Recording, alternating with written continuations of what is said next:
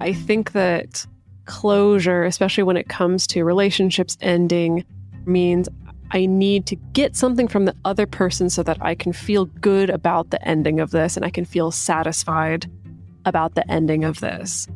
And I don't know, people sometimes think they like have a right to some kind of closure, and we really don't in life, in relationships, in death and grief and whatever. Like, we don't really have a right to this, and often it's really disempowering to put yourself in a position where it's like, I need to get something from this other person.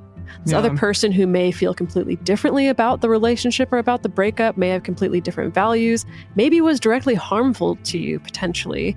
And so it's always felt a little backwards to me to be like, oh, I need to put it on them to like make me feel good about the ending of this.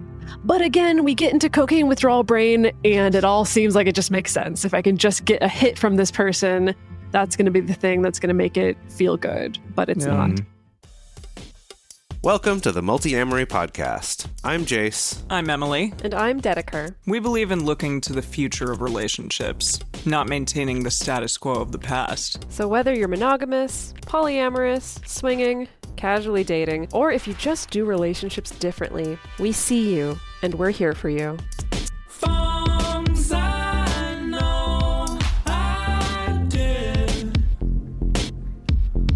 Forcing me to form myself to fit. On this episode of the Multiamory podcast, we're talking about heartbreak, breakups, and recovery. There's a real mix of helpful and very unhelpful advice out there in the world for dealing with breakups or loss or heartbreaks, things like that. And so today we're going to be looking at some research about breakups and heartbreak, sharing some of our personal experiences with it, and looking at some suggestions for healthy recovery strategies.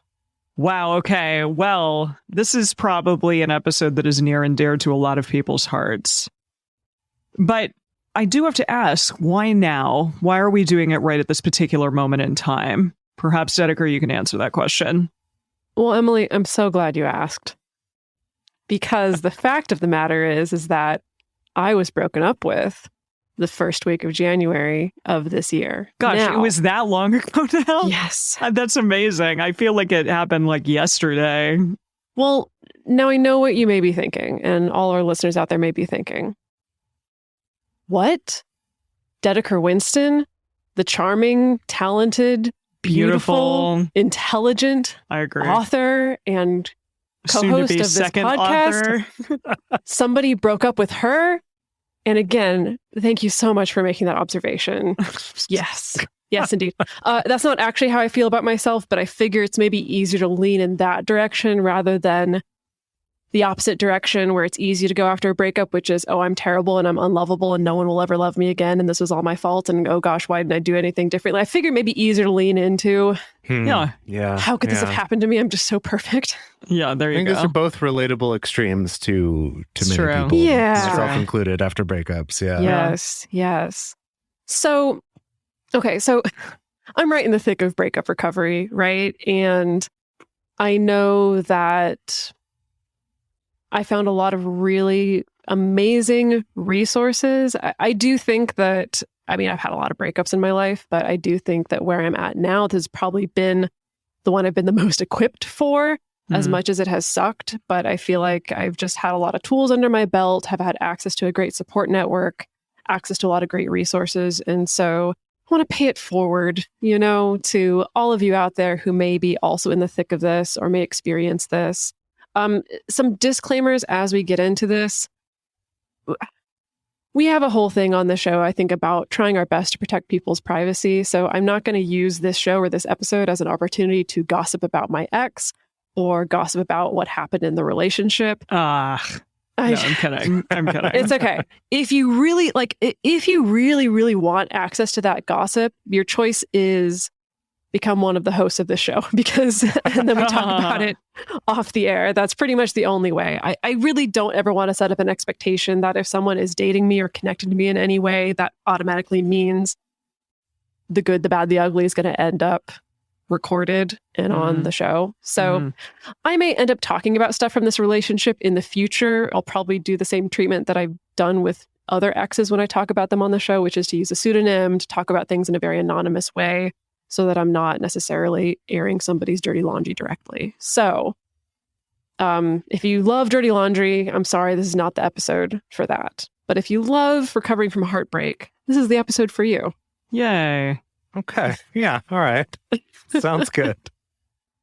So let's just start off with a little bit of riffing. I'm curious to hear from the two of you.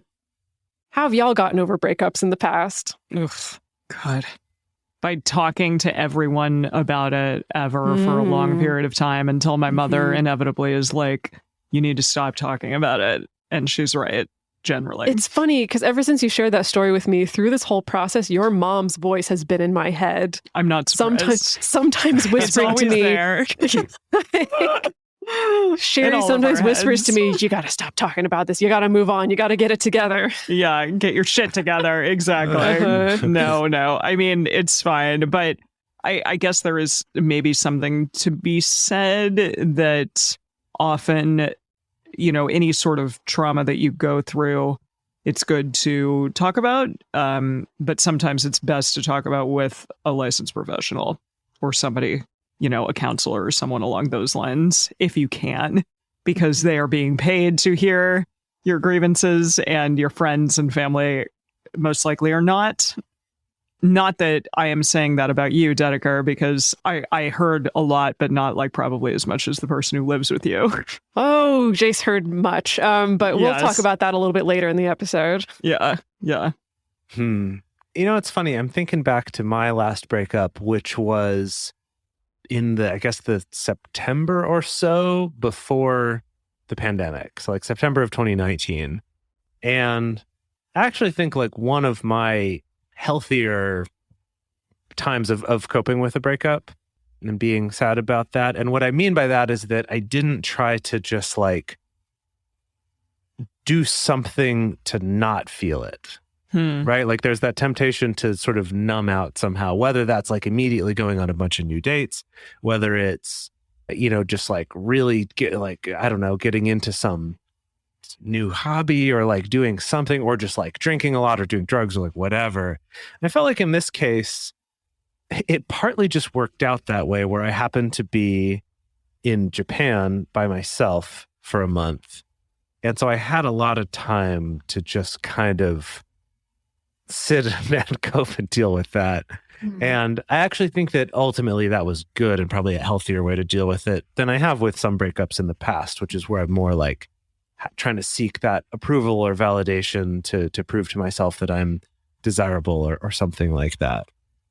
Yeah. So both of you touched on things that is reflected in the research on heartbreak and breakup recovery, but we'll dive into that a little bit later. So the way I've ordered this episode is kind of almost like the arc of my own recovery journey and what I went through and kind of the tools that I discovered as I discovered them and the different phases that I went through. So where I'm starting out is talking about, I guess, like the immediate trauma of a breakup happening. However it is that it happens for you. In my case, it was very, very unexpected. We'll talk a little bit about that situation later on as well. And I use the word trauma with a lowercase t. Sometimes people feel a little bit self-conscious about using the word trauma if they don't feel quote unquote traumatized enough necessarily. In my background and the training that I'm doing for, getting my certification as a somatic experiencing practitioner, they kind of talk about the fact that like there's a difference between an event that happens that's very, very stressful, an event that's traumatic. And there can be a lot of different factors that go into that, but basically what distinguishes stress from trauma is nervous system overwhelm. So a stressful event is like, wow, this really taxed my nervous system. This caused a lot of distress and upset and anxiety, but ultimately I was able to handle it and kind of come back down maybe by the end of the event or the end of the day or stuff like that. Versus something that's traumatic, which is where we go into overwhelm, where something is just like either a piece of knowledge or a piece of news or an experience is so intense that it just kind of overwhelms your nervous system. And your nervous system then usually has to kick into fight or flight response of some kind, So in my case, it was very, very unexpected. It was very, very shocking. And I was very fortunate in the sense that so it happened over a Zoom call. which also sucks because this freaking pandemic, if there's any reason for me to hate Zoom more. But, you have to use it a lot. Yeah. Even to go I on dates and I know. big emotional talks. I know. I was fortunate in the sense that like after that call, I was able to just like go collapse on the couch and have Jase hold me. And I didn't have to go into a situation where I was having to hold back my like physical and emotional responses, you know? Because for me, like in the face of nervous system overwhelm, for me, it often manifests as like shaking, you know, and that's actually really common for people like to kind of get the shakes or get trembles or stuff like that. But there's a lot of social forces or situations that encourage us, no, don't shake because that looks scary or that looks disturbing or things like that. And I think there's a case to be made that sometimes holding back these kind of responses can sometimes be damaging, maybe not necessarily in a permanent way, but you know, your body and your nervous system kind of wants to feel those things. But I also say that to folks because I don't want anyone to take that as permission to just like go apeshit on the person who just broke up with them or things like that. Right. It's more like letting the physical experience go through you than like kind of outwardly putting it onto other people. Does that make sense? Kind of the difference of like allowing an experience to happen in your body versus like putting that experience onto someone else. Those are two different things. Yeah. So I feel like that would be my first piece of advice for folks and I mean, you can have this response whether you were the one who was doing the breaking up or you were broken up with. That applies to a lot of the stuff that we're going to talk about in this episode. Is just I realize that sometimes in life, you know, you get a bad piece of news, then it's like, I still got to go pick up the kids, or I still got to go into work, or I got to pull it together to make dinner or whatever it is. Like, I totally get that. But any way that you can carve out the time and space for yourself to actually feel the emotions and actually let them move through your body, I think chances are it's not going to be as scary as we think that it's going to be, because that is, I think, a really important part of the process, to not just like tamp down the emotions. I know I've definitely been in situations where I've had to, and it really sucks. Do you feel as though that initial physical reaction happened again and again after that initial time that you felt it, or was it diminished each time, or was it never exactly like that initial physical response that you had? It was never quite like that. Like right after the kind of the first shock of the news. And I think I don't know. I can't get confirmation on this. I think that would be the result of letting myself actually feel it and letting it actually move through. It doesn't mean that I was just like cured instantly and never felt any pain after that. I certainly felt a lot of pain and a lot of upset and a lot of sadness and anger and all the feelings. But I don't know. I just want to encourage folks to be able to find a time and place, especially if you're very early on in this, to like go ahead and let yourself be a little bit of a conduit to the pain. It's going to be worse if you're trying to bottle it up or dam it up or numb it out. Like, I don't know. I just want to encourage people to consider doing that as part of their recovery. Yeah. And so let's get into a little bit of research about how this actually works in the body and in the brain. Because what I learned about myself is literally the next morning I woke up and the first thing I did was treat it like a Multiamory episode. And I was like, what does the research say about this? Yeah. What can science teach me? Science needs to tell me something to do to deal with all these feelings. Meanwhile, I was like on my phone when she would go into the other room, like how to support someone in a breakup. Like, what does the research say? That's like, right. Oh, were you actually researching that too? I didn't know. Yeah. Well, I mean, it's that whole thing of like trying to remember, like, wait a minute, like, what are the things that are kind of like instincts of how to help someone that are not helpful versus what are the things that actually are helpful? And, you know, if someone's dealing with capital T trauma or lowercase t trauma of, you know, breakup or, you know, losing a job or like something like that, of like what's trying to solve a problem versus what's being there and being supportive versus what's like I should be offering some support. And so also kind of, I didn't do as much research. I mean, Dedeker was pretty obsessively researching this stuff for a little while at first, kind of figuring out like what should I be doing. But also on my side, kind of trying to do some of that, like how do I offer the best sort of amount of support without, you know, overwhelming that, or without like getting in the way of her processing, or without like, putting my own opinions on it or whatever, and kind of trying to figure out the best way to deal with it. Yeah. So first thing I came across is the fact that heartache or heartbreak, it is real pain. So there was a 2011 study where basically they had the participants looking at pictures of their ex while they also monitored their brain activity. And they found that the parts of the brain that are usually associated with physical pain lit up when they were looking at pictures of their ex.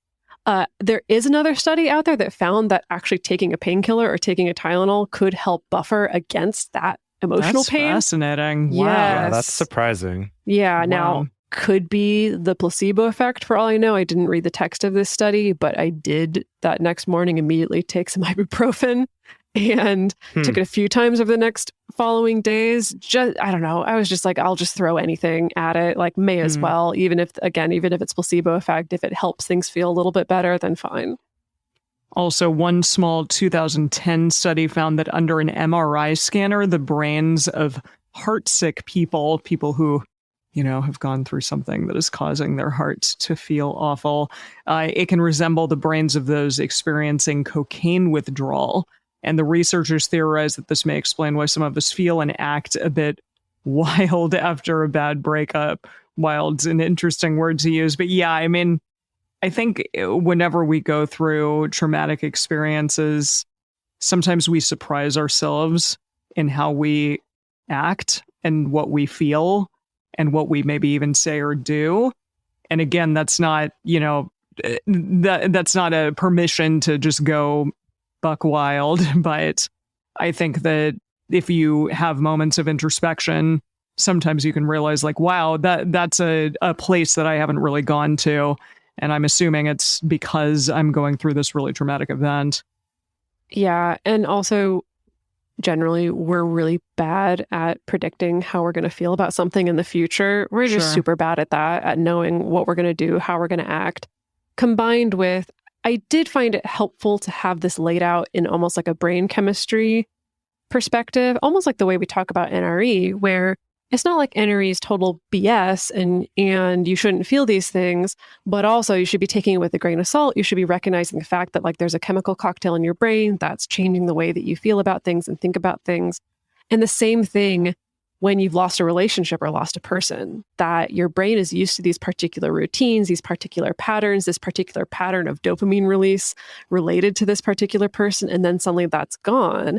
And it totally makes sense why suddenly you're in withdrawal brain, which can include obsessive thoughts or depression or not being able to sleep or not being able to eat or feeling this really intense pursuit or pull towards that other person. Like that's all normal. It's not necessarily encouraged that you feed those behaviors, but it is all normal. And so for me, I know just knowing that literally from that brain chemistry perspective was helpful.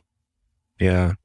So then another thing is when it comes to the amount of time that it takes to get over a breakup, there's various sorts of conventional wisdom out there about like, oh, it's the length of the relationship divided in half or like 1 week for every year or 1 month for every year, like whatever. There's all sorts of stuff out there, but what does the research actually say? So for example, a 2011 study that was published in the Journal of Positive Psychology, they found that it takes an average of 11 weeks to feel better after the loss of a romantic partner. And this, interestingly, was regardless of whether you were the one who was dumped or did the dumping. And they found that those with secure parental attachments recovered a little bit faster, but that 11 weeks was kind of this average. And it seems to be the average kind of regardless of the length of that relationship, from what I can tell here. Yeah, from what I read, there's different factors that can influence the grieving process taking longer, being shorter, things like that. But like, yeah, they found that this was the average.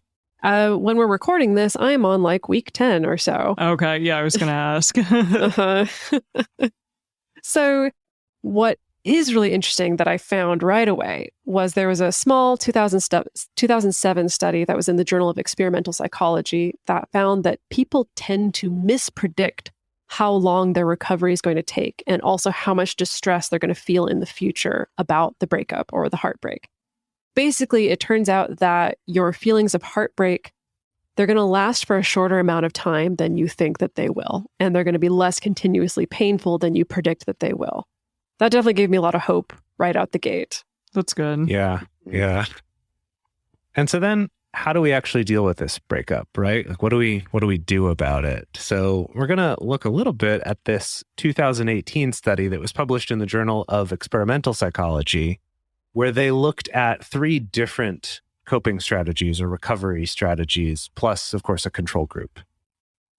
So the first of the techniques or strategies was called negative reappraisal, which we kind of talked about reappraisal a few episodes ago, actually. But in this particular case, negative reappraisal means making a list of negative qualities of your ex. Yeah, so it's basically all the stuff that gets under your skin or that annoyed you or that you just always really disliked. Right. And then they did another one that was called the love reappraisal, which is where people were told to read and believe statements of acceptance, like, it's okay to love someone I'm no longer with. So instead of fighting how they feel, they were told to accept their feelings of love as being perfectly normal without judgment. So that was strategy number 2. And then strategy number 3 was distraction, which when I think distraction, I'm like, so you mean like drinking heavily and playing a lot of video games and like watching movies. But in this case, sex. Yeah, whatever. In this case, the distraction was prompting them to think about their favorite food, which I guess is probably a healthier option than what I was thinking. Just think about your favorite food, but don't eat it. Yeah. And then they showed each of these groups a photo of their ex, and they measured the intensity of the emotion in response to the photo using electrodes placed on the posterior of the scalp. The EEG reading of the late positive potential, LPP, is a measure of not only emotion, but motivated attention or to what degree the person is captivated by the photo. In addition, the researchers measured how positive or negative the people felt and how much love they felt for their ex using a scale and questionnaire.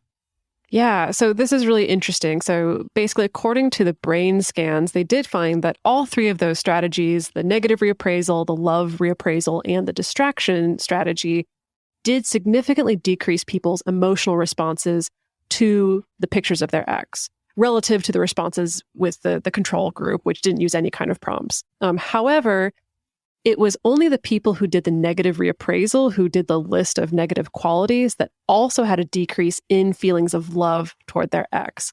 But it came with a catch, which is that these people also reported being in a worse mood than when they started. So like focusing on all the negative traits helped them move on, but it was distressing in the short term. And now let me just say, I did try this strategy basically right away. I sat down and made a super long list of all the really annoying things, all the unresolved things, all the things that made me uncomfortable. And I gotta say, worked to help me have some perspective on this person and the relationship. Also was depressing. Interesting. Yeah. And now distraction, on the other hand, it made people feel better overall, but didn't have any effect on how much they still loved their ex-partner. So basically, distraction, here's a quote from the study: distraction is a form of avoidance which has been shown to reduce the recovery from a breakup. So that's interesting to note, that while that kind of helped in the short term, didn't actually help on them getting over the breakup. Additionally, love reappraisal showed that there was no effect on either love or mood, but it still dulled the emotional response to the photo. That's interesting. So kind of that like thinking positive thoughts about yourself and whatever. Yeah. That's interesting. Maybe that's the takeaway, is that's the strategy to do if you were to do, any of these, or maybe no. What do you think? Well, maybe. I don't know. I mean, in my experience, I think my takeaway was just having any strategy at all was helpful. Like having any kind of intention especially at all in the short helps. term. Yeah.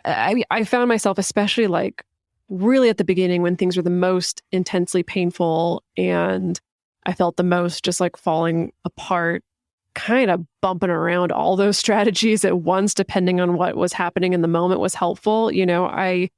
I wanted to be intentional about not just trying to distract myself and just like numb myself out with alcohol or with like jumping into going on a bunch of dates with people or just playing video games or whatever. But there were some moments where I was like, I need that right now. You know, or there would be some moments where I'd have to specifically ask Jase, like, I need a distraction right now. Let's play this video game together, or let's go for a walk, or whatever it is. Like sometimes that was helpful. Yeah. Yeah, and I will say that being kind of in the support role in this particular case also was kind of being on my toes to sort of feel out which strategy are we doing now, right? Are we focusing on like why you're better off? Are we focusing on like, no, let's think about how, there were some positives to it and like that's okay? Are we more about sympathy right now? Are we more about distraction? Kind of good time to employ the Triverse of communication. Oh, yes. Right. Oh, yes. And I think also just kind of like being flexible and not trying to come in with like, this is the strategy I'm going to lean into regardless of what you're trying to do, but instead kind of trying to like be here, kind of I had this feeling kind of being on my toes. You got to keep your knees loose so you're kind of ready to zig or zag. He was on a basketball court the whole time. Yeah. Exactly. So additionally, a 2015 study in the journal Social, Psychological, and Personality Science found that while too much wallowing after heartbreak isn't a great idea, also reflecting on a recent breakup can help speed up the healing process. So the way the study was done was they rounded up 210 young volunteers, it's always young people, who had recently experienced heartbreak and had half of them come into the lab regularly to answer questions about their breakup over the course of 9 weeks. And then the other half of the people completed just 2 simple surveys, one at the beginning and then one at the end of the study. And the first group, really, they fared better. They answered the researchers' questions, and that really helped these people better process their breakup. And then also, quote, it helped them develop a stronger sense of who they were as single people. And then that in turn helped them feel less lonely. Yeah, so interesting background to this study. The reason why this study happened at all is because this particular researcher was already doing a lot of studies on breakups, and she had this question of, ooh, gosh, as we're bringing people in and asking them all these questions about their heartbreak and their breakup, are we making this worse for them? Or could we be doing this better? And so that was kind of the whole purpose of this. And they found that, yeah, like it's like there's something about this kind of regular structured reflection that did seem to help them just process it and move through it better rather than the people who weren't really prompted on that regular basis. Cool.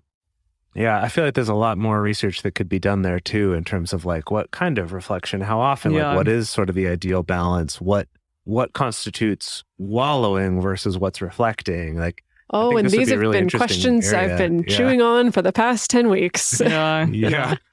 I mean, yeah, I will say that, of course, when I dove headfirst into research right away, a lot of the resources are like, it is healthy to reflect on who was I in this relationship? Who do I want to be in my next relationship? What are the good things I can get from this relationship? And that's all fine and good. But in the first couple of weeks, it was just like, I can't even go there. Like I'm too close to it.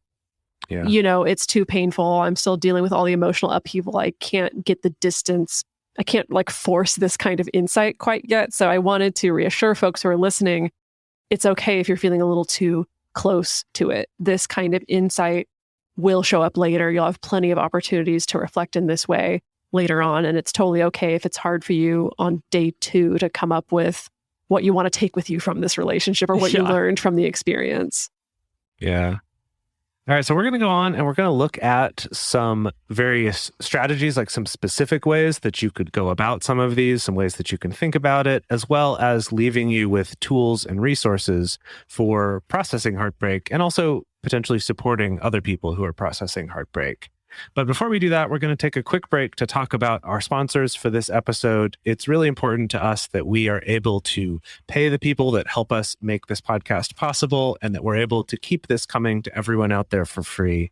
So if you could take a moment to listen to our sponsors, it goes a long way toward helping us to keep doing that. So this next section I have titled, Why Does This Suck So Bad and What Can I Do About It? Why indeed? The science touched on that a little bit. We've touched on the fact that it sucks so bad because your brain is literally processing it as actual pain, and pain sucks. In my particular situation, or if you're in a situation where you've been ghosted, for instance, or maybe you've been broken up with in a really inappropriate way, as in like a really long relationship and they broke up with you via text, or they just completely stonewalled you, or whatever it is, not only can something like this be traumatic, but it also, in my opinion, falls under the purview of shock trauma in the sense that like this came out of nowhere and your nervous system didn't have the time to prepare for it, right? Now, especially in a situation where maybe somebody ghosts you, or someone, like maybe this other person has been thinking about the breakup for a long time and they've had the time to sit and reflect and think and mull it over and maybe even talk to a therapist or stuff like that. Like they've had more of an opportunity to prepare their nervous system for the loss, and you haven't necessarily. That wasn't necessarily what happened in my case, but I'm just kind of speaking to folks because I think this is a common situation, right? Where you're just like totally blindsided by a breakup. And as far as like that term shock trauma, I mean, what does that mean? I know, you've studied a fair amount of trauma in your trainings that you've been doing. Like, what does that mean? And how is that different from other kinds of trauma? Well, often it's kind of layered on top of other kinds of trauma, right? It's not necessarily something that lives on its own, but like for me, it's situations where there is just like, there's no preparation, right? You're blindsided by something happens completely suddenly. There was no warning or anything like that. Like basically they find that in like lab rats where they're doing experiments with literal electric shocks, that if an animal can predict when the pain is going to happen. So if it's like, oh yeah, when I get a pellet or something, I get shocked, or when I touch this wall of the cage, I get shocked.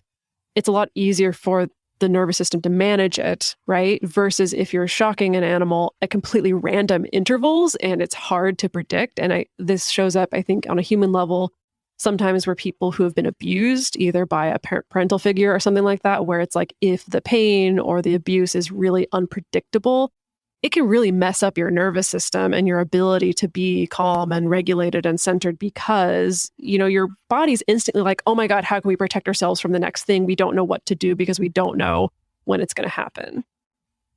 Yeah, I think you two sort of visibly watched shock trauma happen to me when I got a phone call that my colleague had been killed in a drunk driving accident. Yeah, and I think it's very much one of those moments where your body and your brain are doing two different things at once. Your brain is trying to process, but also maybe tell yourself, in this instance, it was right before a drunk Bible study was going to happen. And I was like, no, I can go on. I can do this. And you immediately were like, no, you're not going to do that. Yeah. And then, like having that sort of delayed response where your body and your brain kind of come together and kick into sort of more potentially normal things occurring, like intense grief. But I think that shock is that's a very interesting way of putting it, because sometimes like the two need to catch up to one another. And in that exact moment, if you're not prepared, it can be really kind of intense. Yeah, definitely. And I think the shock really sets us up for things like really obsessive thoughts, like really anxious thought cycles, because it is your brain really trying to figure out, oh my God, what happened, so that we can be ready next time. Yeah. And I think this is when we start getting into not being able to stop thinking about the person, or picking the relationship apart, or picking particular interactions apart, because your brain is like trying so hard to protect you. And just like to make sense of it and try to put it into a narrative. And sometimes it doesn't neatly fit into a narrative. The way that's been helpful for me to think about this is, especially in the very early days of dealing with this, was to just think about being sick and to treat myself like I was actually sick. Like I'd gotten really bad food poisoning. And it's the kind of thing where when you have food poisoning, you can sit there all day obsessing over, oh gosh, what was it that did me in? I shouldn't have had that burrito. Or, oh gosh, I knew I should have thrown that bacon away, or whatever. These are both autobiographical stories. Shouldn't have had that burrito. And it's like you can obsess over what caused it, but you still have food poisoning at the end of the day. And even if you figured it out, it's not going to fix your food poisoning in the moment. It's like in the moment, what you need is to take care of yourself, to rest, to be gentle, to drink water, and to avoid the food that made you sick in the first place, because you're probably not going to want to eat it. And to me, that means avoiding like this person's social media, avoiding combing over text messages or photos of them or things like that. And that is very hard to do, but I'm sorry, folks, you got to do it.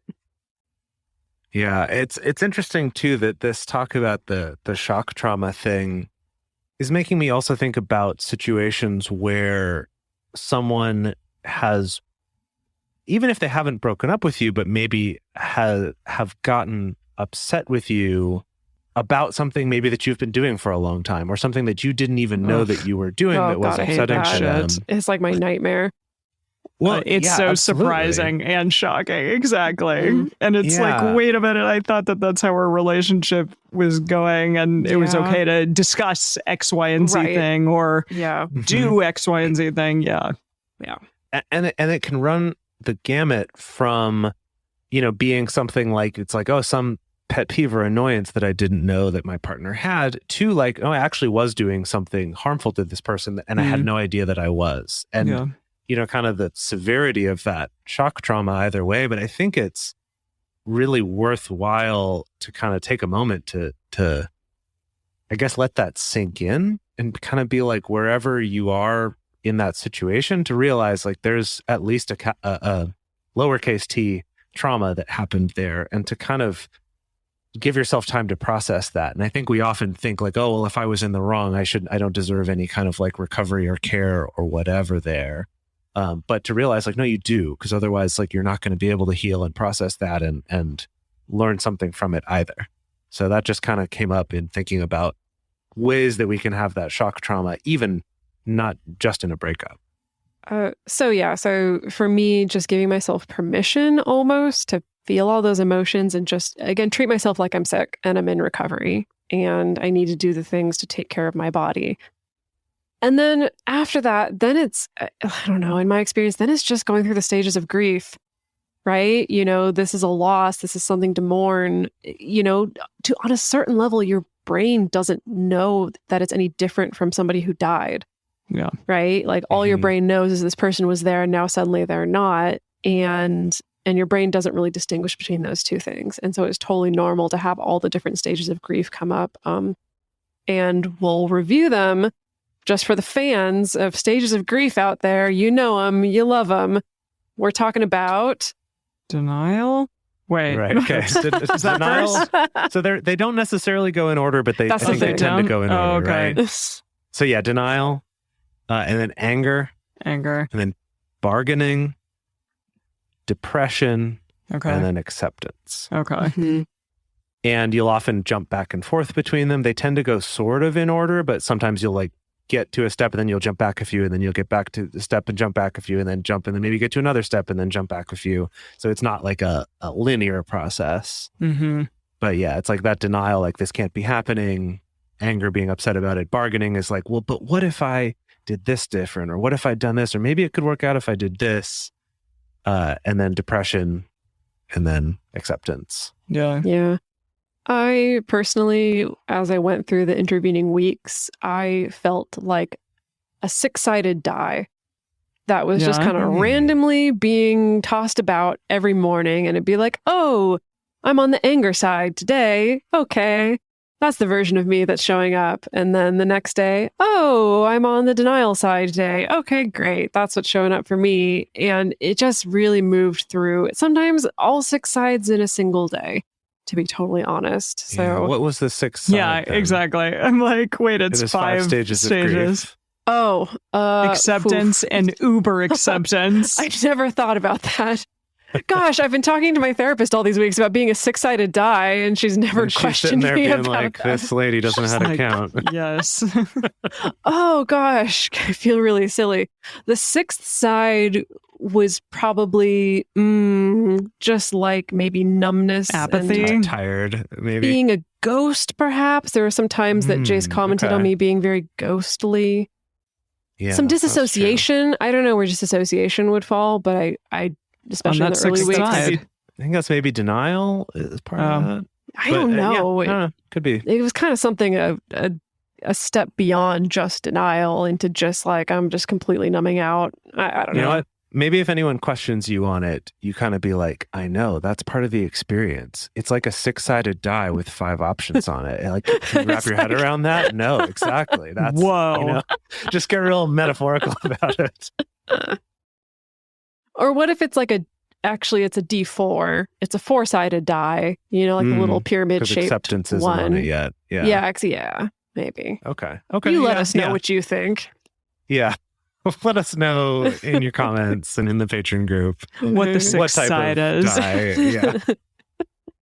So there's this other framework and metaphor for thinking about grief that really resonated with me as well, that I picked up from an Instagram account that I follow that specifically has to do with grief, usually grief related to death, but it's called the ball in the box. And so it's the idea that like you're this cardboard box and on the inside there's this little button that's like your grief and pain button, right? And then there's this big inflatable ball, I think kind of like a Foursquare ball inside the box. And it's so big that like it's constantly pushing that pain button, right? It's so big and so overwhelming. It's constantly being pushed, constantly being pushed, constantly being pushed. And so that's like in the early stages of grief when everything is just so raw and so painful and so intense. And then over time, as you become more active in your healing process, as time goes on, it's like that ball shrinks and gets smaller and smaller and smaller and smaller, but it's still bouncing around the inside of the box. And so it's not hitting the pain button all the time, but occasionally, sometimes completely unexpected, it will hit against that pain button and you'll still feel it. And so the whole point of that metaphor, I think, was really about just like not shaming people for still feeling pain later on in the process, sometimes feeling very intense, unexpected pain later on in the process, maybe even years later. Just your ball's gotten smaller, but your button's still there. And sometimes stuff is going to brush up against it, and that's okay. So that's definitely something that I've also kind of held with me as I've been moving forward. So let's talk about some tools and resources that you found in addition to the ones that you already described, especially in the previous section of this. Were there like things that really were your go-to that you sort of went to over and over again during this really difficult time? Yeah, well, to be totally honest, I think it would be impossible to compile a list of everything that I leaned on. I certainly didn't want to dive back into my very thick journal from the past few weeks or so to see every single question, every single prompt, and every single angle that I explored. But there are definitely some recurring themes of, I want to say, where I got the most bang for my buck, as it were, in this recovery process. So I encountered this Buddhist poem several years ago. That was like a translated poem of like a very, very early Buddhist nun. We're talking like, I don't know, like 8th century Buddhist nun or something like that. Was this from the first Free Women or no? Yeah, from the first Free Women. Yeah, highly recommend that book. It's a beautiful book. I'm not going to read the poem to you, even though I'd love to. But basically the whole point of it is about like the essential image of the poem is like the way that we cross the flood is slowly and just feeling for one stone at a time.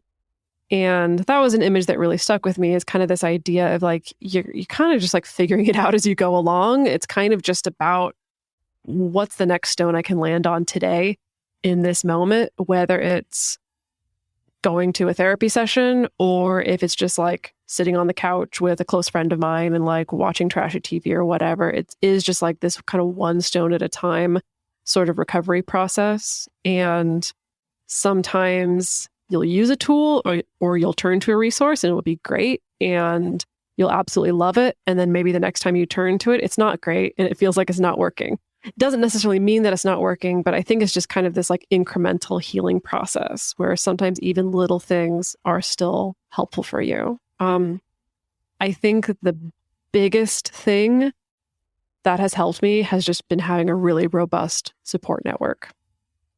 Like, there's really no replacement for it. I think that having the two of you, to be totally honest, like having the two of you like so tuned into my life and caring so much about what's going on with me and the fact that I could show up and just like bring whatever was on my heart or on my mind throughout the day has been really helpful.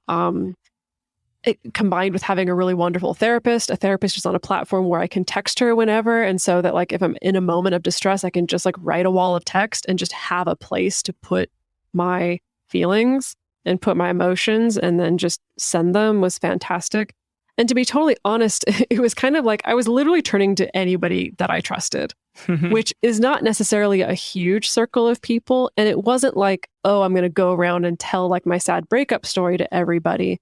But it was just like realizing I actually have a really wide circle of people that I trust enough to be intimate with in that way, of just being able to be honest of when they reach out and ask how I'm doing, that can be like, actually, I'm having a hard time. I just went through a breakup. And it doesn't mean that everyone had to sit there and hold my hand or even listen to the whole story or ask questions, but just being able to be seen was huge. And to a certain extent, a little bit of this made me realize my privilege in the sense that like I'm out to most of the people who care about me and love me, out about being non-monogamous, that is. And so that includes people like my sister, like my mom, like some extended family members. And so when people do reach out, I can be honest about, hey, I'm going through this. And that's not always the case for other people, where they're not out about being non-monogamous, or they're in a context where maybe a parent or even a partner is just really not supportive of their relationship. And so they have to carry that all by themselves. And so I think that was just the biggest thing is, if you're listening to this and you're not going through a breakup right now, great, congratulations. Work on having a support network. Like seriously, like actually really proactively spend some time thinking about who those intimate relationships are and like fostering your friendships and your family relationships in addition to your romantic and sexual relationships. And I would say the same for preparation for being more of the support role in that case, where, you know, I found for myself through this has kind of been this thing of like wanting to be really supportive, but also like I've got my own emotions about it. Like it's changed my life in terms of, you know, our travel schedules and things like that. And I also had some attachments to this person, and just like there's a lot of things that changed for me as well. But I don't want to have Dedeker be my support for that while she's also dealing with this. And so it was similar to that thing of like, who do I trust? Who can I talk to about this? You know, and it's like being able to talk to Emily about it, being able to talk to some of my other friends, even if it was something just as simple as like being able to go somewhere to say, I'm having a hard time with this and I don't want to make this about me, but I also need to like express that like this is hard for me too. And so having that support network is just really helpful, kind of however you're connected to this like grieving process and heartbreak process. Definitely. Yeah. And then, I mean, short of the times when I had Emily's mom's voice in my ear being like, get it together. You can't keep talking about this. Then I would just turn to my trusty old journal. As I said, it's gotten quite thick from the last few weeks. Not as thick in recent days, and actually even recent weeks where there's been less emotional upheaval for sure. But I mean, for probably the first 5 or 6 weeks of this is like every single day, multiple times a day, really puking all over that sucker of a journal. I feel like when we all went to Disneyland together, which was like a month ago or so. No, but that I felt like that had been a turning point a bit. Like you were moving in a direction of being a little bit, I guess, like moving on maybe in a way that you hadn't been before. You were emerging out of it. Yeah, something that I told my therapist very early on. First of all, I recognized very early on that I felt so lucky to be surrounded by so many good people. Like I said at the beginning of this episode, I felt more equipped for this breakup than I ever have for any other breakup in my life. And I think it was because of the people around me. And the work that you've done yourself too, I'm sure. Well, thank you. Of course. But really though, but kind of because of that, it was the first time in years, and especially the first time since the pandemic, where I felt this sense of, oh my God, I physically want all my people around me. I want to invite everyone over for a sleepover. Like I want my mom, and I want Emily, and I want my friend Ben, and I want, Jase, and I want all these people next to me. And so, a couple of weeks ago when we took a trip to Disneyland, where I got to be with the two of you and with my sister and her family, and just to have that little sense of, okay, some of the crew is together and I'm surrounded by some of these people that I love, like really, really healing and really wonderful. Like my heart was so full after that trip. Yeah. So what do y'all feel about closure? Thoughts, opinions? Ooh, boy, it's a sure thing people talk about a lot, ain't it? Oh yeah, they do, especially with breakups. Yeah. I don't know if I'm particularly good about it. I think like time helps, but some relationships, time it takes a lot longer than others to feel a sense of closure, whatever that means. And I don't know if there's ever a particular moment in time where you're like, and closure.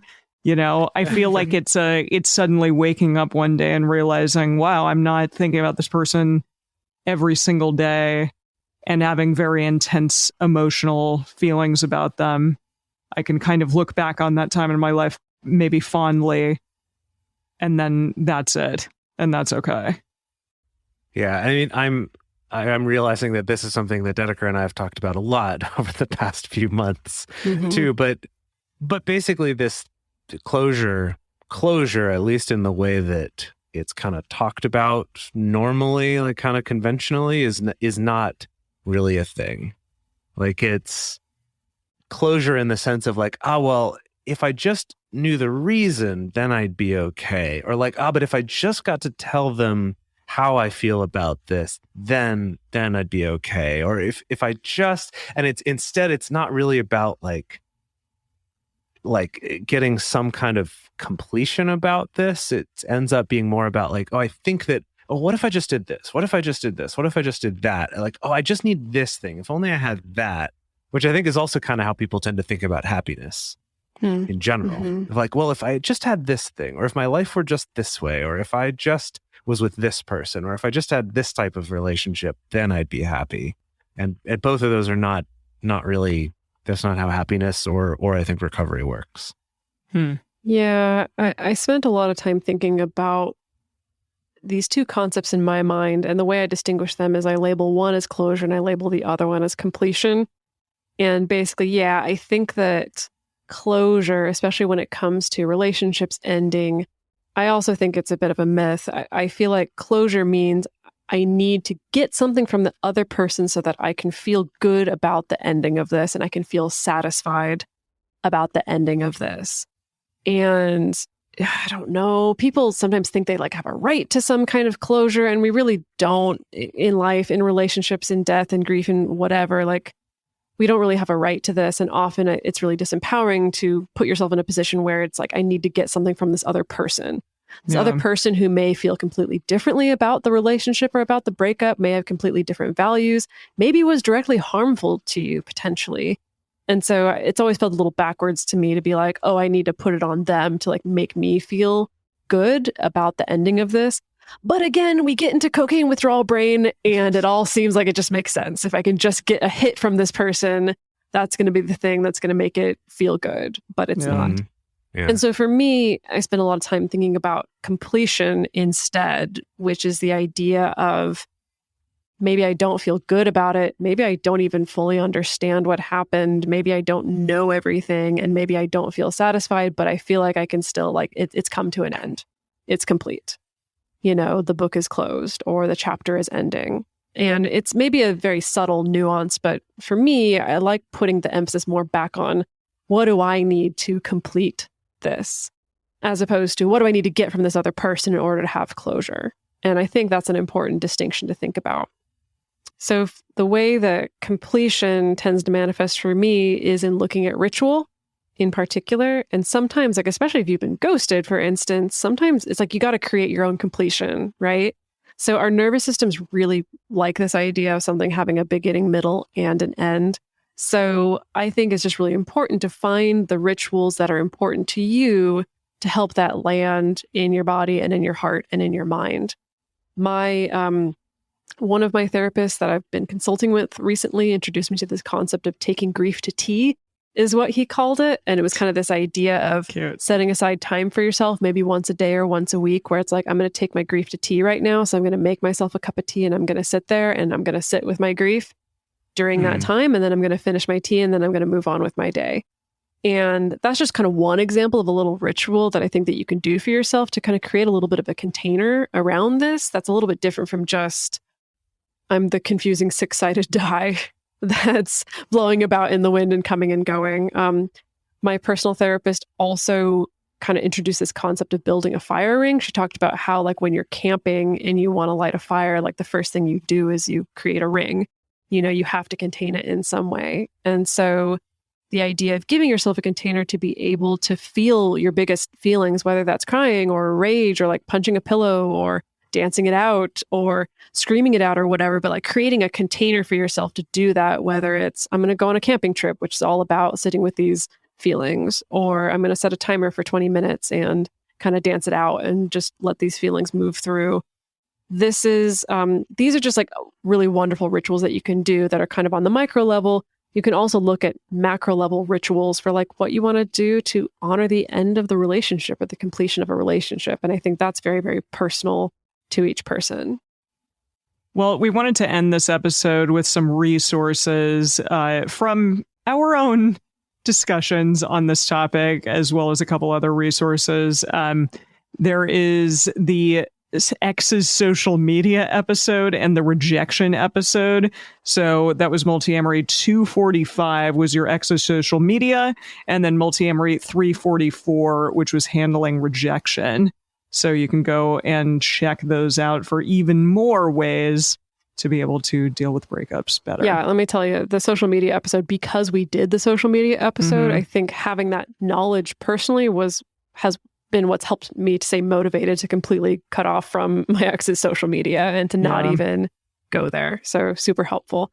I also really recommend a podcast that I've been listening to a lot called Help Me Be Me. In particular, her episodes 107, Kicking a Toxic Love, and 80, which is all about loving outcomes just regarding lingering feelings towards an ex, is fantastic. And then also I discovered this book called Breakup Boot Camp by this woman, Amy Chan, which I thought was going to be just kind of like salesy and superficial. And I found that it was actually fantastic. They go into attachment style, they go into trauma, they go into all kinds of stuff. Still take it with a grain of salt. In the back half of the book, they start kind of going into this is how women brains work and this is how man brains work, which I'm always a little bit skeptical of, but really good information up to that point. So we're going to go on and record a bonus episode where we're going to talk about a few more, maybe less conventional or more esoteric rituals and things like that for dealing with breakups. So stay tuned for that. That's going to be exciting. I'm excited to talk about it. I know some of it is all going to be new to Emily, and some of it's brand new to me. So this will be a fun discussion. Also, we would love to hear from all of you. Our weekly question on our Instagram is, how do you recover from heartbreak? We're interested to see what kind of insights you have. Maybe you have some really cool rituals or techniques that we haven't heard of before. So we would love to hear those there.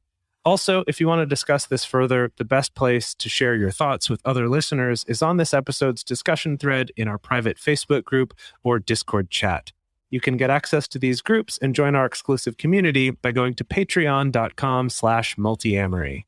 In addition, you can share publicly on Twitter, Facebook, or Instagram. Multiamory is created and produced by Emily Matlack, Dedeker Winston, and me, Jase Lindgren. Our episodes are edited by Mauricio Balvanera. Our social media wizard is Will McMillan. Our production assistants are Rachel Shennework and Carson Collins. Our theme song is Forms I Know I Did by Josh and Anand from the Fractal Cave EP. The full transcript is available on this episode's page on multiamory.com.